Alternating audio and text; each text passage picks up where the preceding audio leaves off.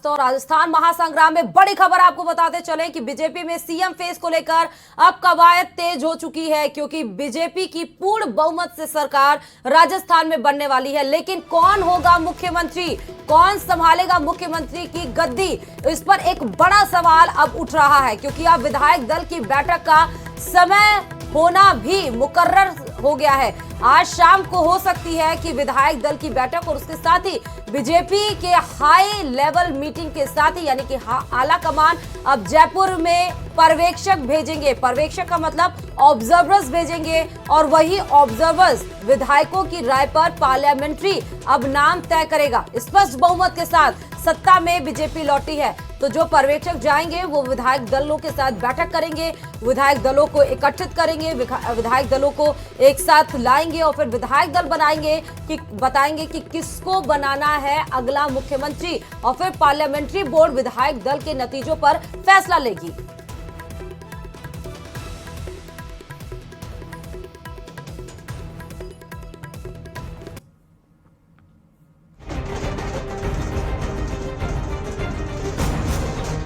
राजस्थान में बीजेपी ने ऐतिहासिक जीत हासिल की है। प्रदेश में राज बदल गया। सीएम अशोक गहलोत ने राज्यपाल को इस्तीफा दे दिया और जल्द ही बीजेपी के विधायक दल की बैठक होगी।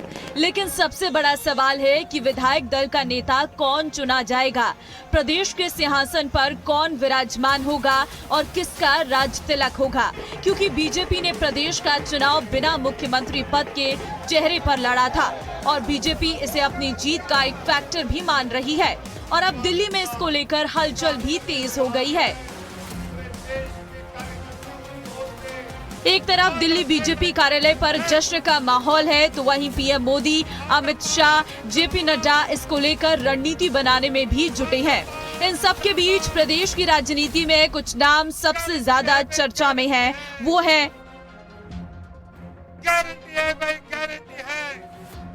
अर्जुन राम मेघवाल, गजेंद्र सिंह शेखावत, वसुंधरा राजे, राज्यवर्धन सिंह राठौर, ओम बिरला। ये 5 नाम अभी प्रदेश में सीएम पद के लिए सबसे अधिक चर्चा में हैं और क्यों है ये भी आपको बताते हैं। बात अर्जुन राम मेघवाल की करें तो 3 बार के सांसद हैं, बीजेपी के बड़े दलित नेता हैं, संकल्प पत्र समिति के अध्यक्ष रहे, पारंपरिक वेशभूषा से अलग पहचान, साइकिल से संसद भवन जाते हैं, पीएम के विश्वस्त नेताओं में से एक है। इसमें एक बड़ी बात और है कि बीजेपी ने अर्जुन राम मेघवाल को किसी भी सीट से चुनाव नहीं लड़ाया है, लेकिन वो सीएम पद की रेस में शामिल है। वहीं गजेंद्र सिंह शेखावत की बात करें तो राजस्थान में अच्छी पकड़ है। जोधपुर लोकसभा से सांसद हैं, शेखावत जल शक्ति मंत्री हैं। लेकिन शेखावत ने भी खुद चुनाव नहीं लड़ा है, लेकिन माना जा रहा है कि अगर बीजेपी उन्हें सीएम बनाती है तो करणपुर सीट पर होने वाले चुनाव में उन्हें उतारा जा सकता है, क्योंकि करणपुर सीट पर कांग्रेस प्रत्याशी का निधन हो गया था और वहां चुनाव नहीं हुआ है। बात अगर वसुंधरा राजे की करें तो 2 बार प्रदेश की सीएम रही, प्रदेश की सबसे लोकप्रिय नेता है, 5 बार विधायक रही हैं, 5 बार लोकसभा सांसद रही हैं, ग्वालियर राजघराने की बेटी हैं, धौलपुर राजघराने की बहू हैं। वसुंधरा ने प्रदेश के नेताओं में सबसे अधिक 35 रैलियां और 2 बड़े रोड शो किए हैं, कई बागियों की समझाइश भी की है, लेकिन इस बार सीएम ने उनका फेस जाहिर नहीं किया है। बात राज्यवर्धन सिंह राठौर की करें तो जयपुर ग्रामीण से सांसद हैं, जोटवाड़ा सीट से जीत हासिल की है, 50,000 से अधिक वोटों से जीते। 2013 में राजनीति में प्रवेश किया था, 23 साल तक सेना में सेवाएं दी। 2 महारानियों के बीच में, एक महारानी और एक राजकुमारी के बीच में जंग है। हालांकि सिद्धि कुमारी भी जीती है, वो भी राजकुमारी है, और कल्पना राजे भी जीती है, वो भी राजकुमारी है। लेकिन मुझे लगता है कि राजस्थान की जो आबो हवा है उसमें 2024 को देखते हुए बहुत महत्वपूर्ण, क्योंकि सेमीफाइनल है तो फाइनल के लिए कोई मजबूत टीम उतारी जाएगी, और उसमें अगर कोई दलित कार्ड खेला जाता है तो मदन दिलावर और अर्जुन राम मेघवाल या वर्तमान सीपी जोशी या ओम बिड़ला भी हो सकते हैं, और एक और भी जो कहते हैं कि किसी को भी मुख्यमंत्री बना देते हैं। तो जिस तरीके से हमने गुजरात में देखा पहली बार के मुख्यमंत्री तो नौक्षम चौधरी, जो सबसे कम उम्र की है, 28 साल की है, वो भी राजस्थान में एक नया इतिहास लिख सकती है कि दलित वर्ग से भी है, हाईली एजुकेटेड भी है, और उन्होंने जाहिदा खान को, जो तैयब हुसैन की सियासी बागडोर को संभाल रही थी, उनको उनके घर में पटकनी दी है। दोनों बेटों को प्रधान बनाने के बावजूद उनके घर में चुनौती दी है। तो क्या पता एक नया गुल खिल जाए कि पुष्कर सिंह धामी हार गए थे तो भी मुख्यमंत्री बना दिया था, तो क्या पता नौक्षम चौधरी की भी लॉटरी लग जाए। लेकिन दिया कुमारी मुझे लग रहा है सब पर भारी नजर आ रही है। राज्यवर्धन सिंह राठौर ने कांग्रेस के अभिषेक चौधरी को मात दी है और सीएम की रेस में भी है। वहीं ओम बिरला कोटा दक्षिण से 3 बार विधायक रहे, 2 बार के सांसद रहे। बिरला अभी 17वीं लोकसभा के अध्यक्ष हैं। फिलहाल बीजेपी में अब सीएम फेस को लेकर कवायद शुरू हो चुकी है और विधायक दल की बैठक जल्द होने वाली है। बीजेपी आलाकमान पर्यवेक्षक जयपुर भेजेंगे और विधायकों की राय पर सीएम का नाम तय होगा, जिसके बाद पार्लियामेंट्री बोर्ड नाम तय करेगा, जिसका सबको इंतजार है। Bureau report, news 18 Rajasthan. आदरणीय प्रधानमंत्री जी को लेकर मंच पे आए हैं, अरे गारंटी है भाई, गारंटी है। और राजस्थान में इस बार भी रिवाज कायम रहा। कांग्रेस चारों खाने चित्त हो गई। बीजेपी ने एग्जिट पोल की उम्मीद से बढ़कर प्रदर्शन किया, लेकिन इस भगवा लहर में भी बीजेपी के कुछ दिग्गज धराशायी हो गए। वहीं दूसरी तरफ कांग्रेस के कई बड़े चेहरे भी अपनी सीट नहीं बचा पाए। बीजेपी की इस प्रचंड जीत पर देखिए हमारी एक खास रिपोर्ट।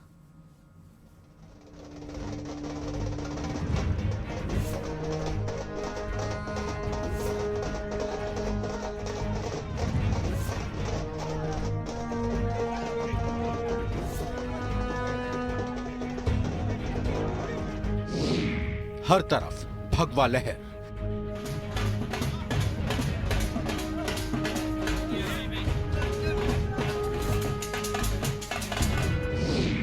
राज बदलने की खुशी।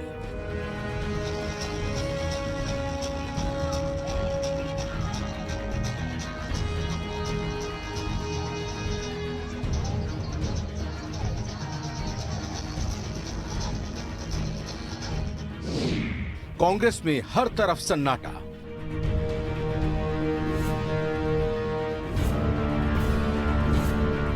यह तस्वीर उस रेगिस्तान की है जो भगवा रंग में रंग गया है। क्या मारवाड़, क्या शेखावटी और क्या वागड़, हर तरफ ऐसी भगवा लहर चली है कि कांग्रेस पूरी तरह से ध्वस्त हो गई। अलवर से लेकर जैसलमेर और हनुमानगढ़ से लेकर भरतपुर तक सिर्फ भगवा ही भगवा नजर आ रहा है। रेगिस्तान की जनता ने एक बार फिर राज बदल कर साबित कर दिया कि अब राजस्थान में रिवाज नहीं बदलेगा। जैसे जैसे एक एक कर बीजेपी के दिग्गजों के जीतने की खबर आती गई, मरुधरा की फिजाओं में केसरिया ध्वज लहराता गया। महंत प्रतापपुरी ने साले मोहम्मद से अपनी पिछली हार का बदला लिया है। वहीं बाबा बालकनाथ और बाल मुकुंद आचार्य ने सांसें थमा देने वाले कांटे के मुकाबले में जीत दर्ज की है। ये सीट हमारे कार्यकर्ताओं ने जीती है और तिजारा की जनता ने जीती है, और मुझे तो सौभाग्य दिया है वहाँ की सेवा करने का।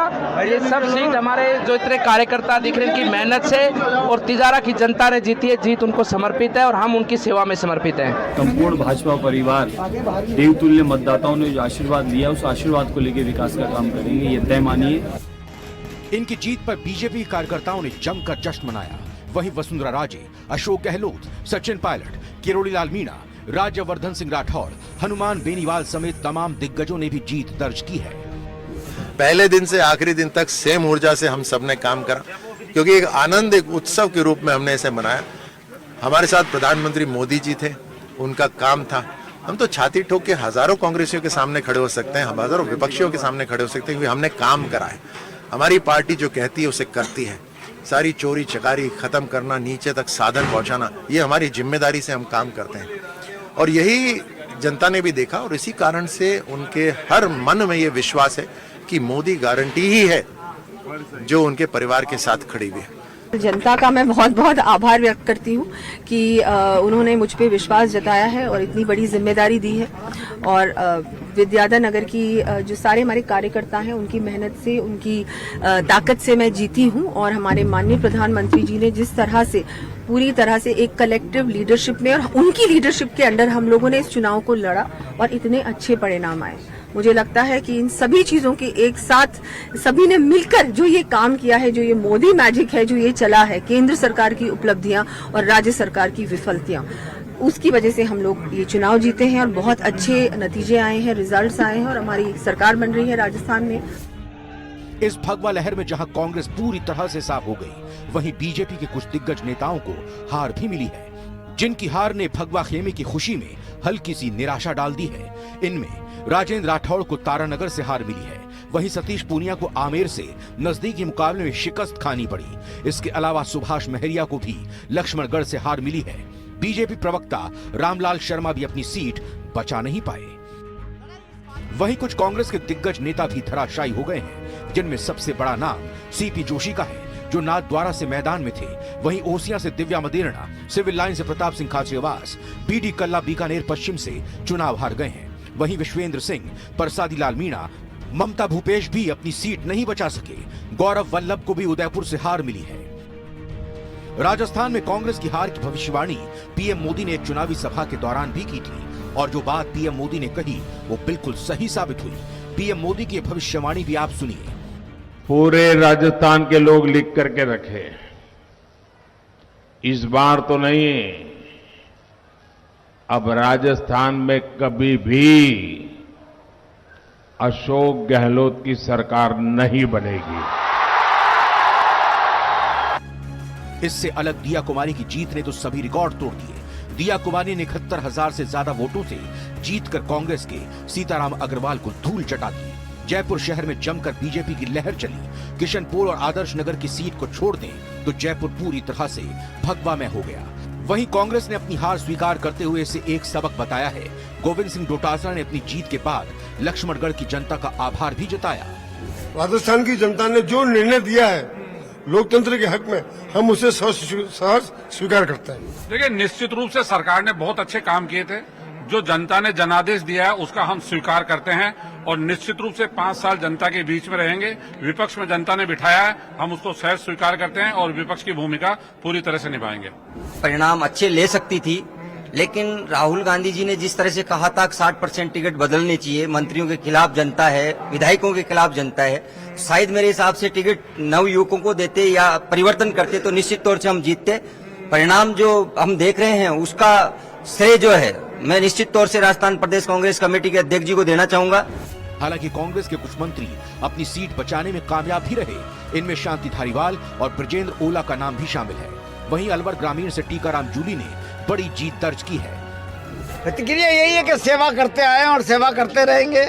जीत का मार्जिन कम रहा सर? मार्जिन कम रहता है, इसमें कोई दो राय नहीं। मैंने कहा ना आपसे कि जिस प्रकार से सांप्रदायिकता का जहर घोला गया था, कई लोग बह गए उसमें। राजस्थान विकास की जो लोग प्रशंसा करते थे वो तक बह गए। बहुत से ऐसे लोग जो 5 साल तक मेरे साथ रहे, मौका देख के मुझे छोड़ के भाग गए। इन सब विपरीत परिस्थितियों के बावजूद खूब भारतीय जनता पार्टी के द्वारा ओछे हथकंडे अपनाकर मेरी छवि खराब करने की भी कोशिश की गई। इन सब के बावजूद अलवर ग्रामीण की जनता ने मुझे आशीर्वाद दिया है। ये अलवर ग्रामीण की जनता की जीत है। राजस्थान के रिवाज के अनुसार इस बार भी कई बागी उम्मीदवारों को जीत का परचम लहराने का मौका मिला है। इनमें डीडवाना से यूनुस खान, चित्तौड़गढ़ से चंद्रभान सिंह आक्या और शिव से रविंद्र भाटी शामिल हैं। ये वो नेता हैं जिन्होंने बीजेपी के खिलाफ बगावत की और जीत का झंडा गाड़ दिया। बीजेपी की प्रचंड लहर ने इस बार उन इलाकों को भी फेर डाला है जिनमें आजादी के बाद से आज तक कमल नहीं खिला था। झुंझुनू के नवलगढ़ विधानसभा में 1952 के बाद पहली बार कमल खिला है। बीजेपी प्रत्याशी विक्रम जाखल ने सीएम सलाहकार डॉक्टर राजकुमार शर्मा को हरा दिया है।